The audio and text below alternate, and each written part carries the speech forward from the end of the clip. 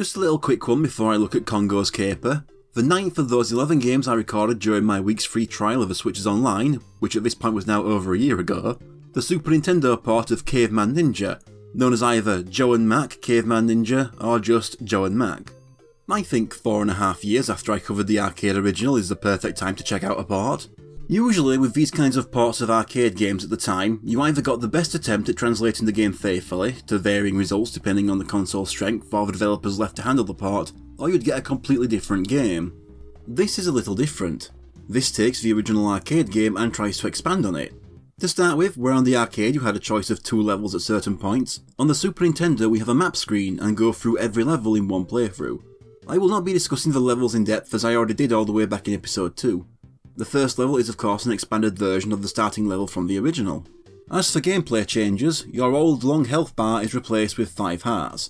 You no longer lose health over time, so you don't have to keep eating food. I don't mind this change, as that felt to me more like arcade, get more money quicker bullshit anyway. The weapons have been toned down though. The hot sauce is gone, as is that weapon where you send out a punching projection of yourself. You start with the basic club instead of throwing little projectiles, and the ability to charge your attacks is gone. But you also gain a little more mobility with a roll by pressing the same direction twice. It is a shame to lose some of those, but the game is at least balanced around your smaller pool of attacks. One thing to keep an eye on for this version is hidden bonus stages. For example, in this first stage you'll see a red egg. If you don't advance the screen so far and hang against this wall, then throw a projectile weapon to break it open, it will release a baby Pteranodon that will carry me off to a new area where I can pick up food and extra lives. At the end is a key to open up doors on the map screen. As I reach the end of the level, I can see that huge T-Rex, which is still the first boss. Here I can show off the ability to swap between the weapons I already own, as the flame is too slow and unreliable, so I start throwing bones at his face instead, which has me take him down in no time. These grey spaces on the map are checkpoints I can place for when I run out of lives. Stage 2 is the waterfall stage from the arcade. Another obvious change from the arcade is far less enemies on screen, which makes this port feel like a more traditional platformer than the original. After jumping across these platforms above water with the electric fish, I reach a red egg. I have to advance the screen enough that the egg barely remains visible before breaking it open for the Pteranodon. Any more on screen and it will just leave me a weapon. This bonus level is a little odd, 2 slopes with nothing on it until the key at the end. The huge piranha plant returns as the boss of this stage too. This is one of the cases where the flame is definitely the right choice.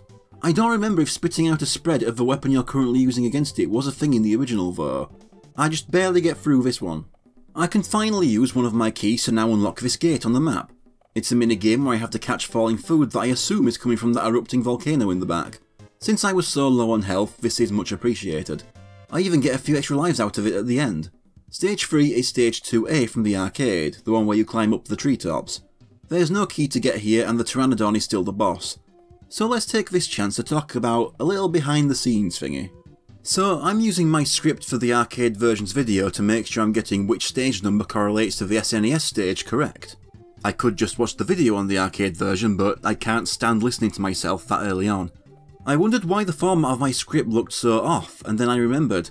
When I first started, I used to add a timestamp for every new sentence, and would manually go back to the video in my shortcut playlist and find the next few seconds of footage to put in.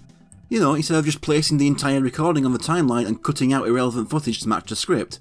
It's no wonder those first 3 episodes took about 5 months combined to make when I was that incompetent. After that stage I have a gate to use my other key on. Hit a dinosaur egg and see what prize you get. I get the stone wheel, which I already had by now.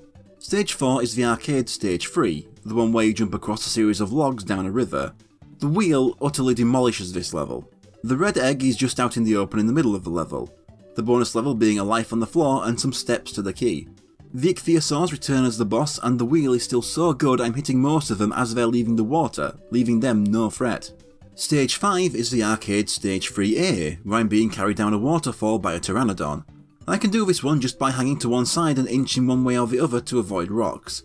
I said in the arcade video that the Brachiosaurus was the hardest boss in the game on single player. Well, here I demolish it. It gets a few hits in, but just hanging out under its head and throwing stone wheels into its nose does the job. I do not open the next gate as there is one less key in the game than there are gates, and this one is just a checkpoint.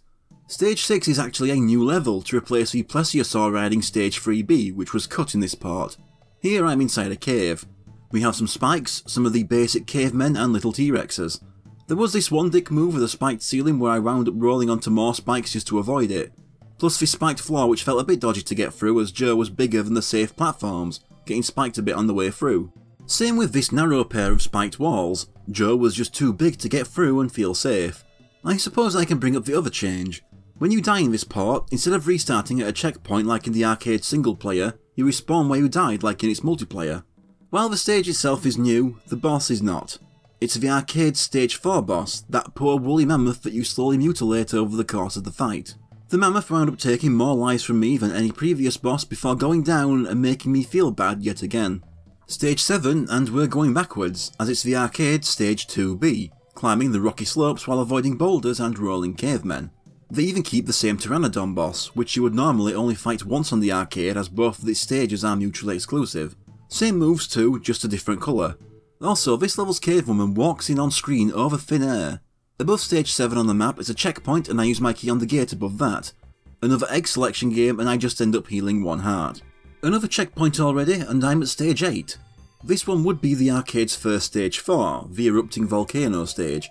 Different music too, as the music used for the volcano stages in the arcade was repurposed into a boss theme, and I think it really worked with the bosses. The red egg is just out in the open and I hatch it from underneath to get that bonus level. I can get the wheel too if I didn't have it before. Just climb a couple ledges and drop down on the key. The boss is a pallet swap of the first stage's boss, except now I don't have a ledge to stand on to easily dodge his attacks with while staying close to his face, and he has way more health. So I just stand underneath throwing wheels in his face while he hits me every once in a while. But it still takes a while before he finally drops dead. I go back and open the other gate above stage 7 on the map. I have 4 little mandrakes to take out to save another cavewoman. That was it. The kiss was a full heal though, and I was near death, so it was worth it. Stage 9 is the arcade stage 4A, the volcano level, but now there's lava at the bottom of the screen. This time the red egg is the first thing you find in this level and I hit it just as it gets fully on screen. I jump across some platforms picking up 3 much needed lives before I reach another key.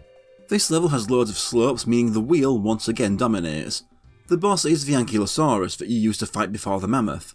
He only has 5 units of health, but that's because he spends ages rolling all over the place before he'll let you hit him once. I open the gate directly above stage 9 to get an extra level where I stunlock a little T-Rex to death for another full healing kiss. Stage 10 now, and it's the stage 5 dinosaur graveyard from the arcade. The red egg is past this dinosaur rib over a pit and I once again make sure it's just barely on screen before I hatch it. It has all the weapons in the game in case I'm missing any, and I walk forward to the game's final key. The skeleton dinosaur returns as the boss and I hang out on the rib throwing wheels in his face. Then I run to the extreme left of the screen in the hopes his falling vertebrae don't hit me. He's got a lot of health and he takes 2 lives from me. Like in Mario World, you can quit out of levels once you've finished them, so I get myself a couple lives grabbing this one above the pit in stage 10 and quitting out before I fall in. Before the final stage there's another minigame. It's another falling food collection that ends with me getting 3 more lives. I don't bother using that last key as the only 2 remaining gates just lead to checkpoints and there's one right below the final stage anyway. Stage 11 is the arcade stage 5B, with 5A being left out. It once again lets you pick up all the weapons you're missing at the start while you avoid lightning strikes. I get that big red pallet swap T-Rex once again as the boss and drop from 9 lives to the last half heart of 6 lives before he goes down again and I go into his mouth. The dinosaur's guts are a longer level here with the odd set of spikes, but once again always keeping a wheel going in front of you is the trick. It lets me easily build my health back to full. I reach the dinosaur's heart at the end, but the final boss has been changed. The mutated caveman has been swapped out for a devil. He starts by dropping the heads of the stage 2 boss that bounce towards me. Once I take those out, the devil appears again. He floats around while I follow underneath, throwing stone wheels right up his arsehole. After taking some damage, he'll split into 2 devils and turn one of them into Mac, who starts spin dashing around the screen. A few hits will take that down. His next attack is to fly off the top of the screen and come in from the side to stab me with his trident. All that does is give me a better aim at him. If he has any other attacks, he never used them, as after that all he did was spam the Mac attack until he had enough wheels to the arse and falls off the screen. I get the kiss off the cavewoman, but she actually turns out to be the devil, who still wants to keep going, turning blue. In this second phase he finally gets some new moves. He'll teleport around the screen throwing little fireballs down, and there's his fire breath that causes a wave of fire to erupt from the ground when it lands. Then they're sending out 3 rings of fire. His 4th attack is sending out 2 of those rings that hang around and move around the screen. I lose 2 lives total throughout both phases, but that's not because the fight is very hard or anything, just long. I take him down, for good this time, and the cavewoman turns out to be real. Only the one ending in this version. Joe and Mac watch their enemies pass by and then get chased off by 4 cave women, one of them being the large one from another arcade ending, basically merging 2 of the 3 endings into one. So whether or not this game is better than the arcade comes down to taste. Obviously that's the case when comparing any 2 video games, but what I mean is that the 2 are entirely different experiences. One's more arcadey, being an arcade game, and this port feels like a more traditional mascot platformer. That's why I prefer the Super Nintendo port over the arcade original. I like being able to experience all the levels in one playthrough. I like the much bigger soundtrack. The arcade had about 6 music tracks while this version has about 3 times that. But I like the balance more, removing the arcade bullshit of the constantly draining health and the enemy spam. Although I do feel some boss health was still being decided on with arcades in mind, and it is a shame to lose those couple weapons. But in the end, those changes made up for those losses to me.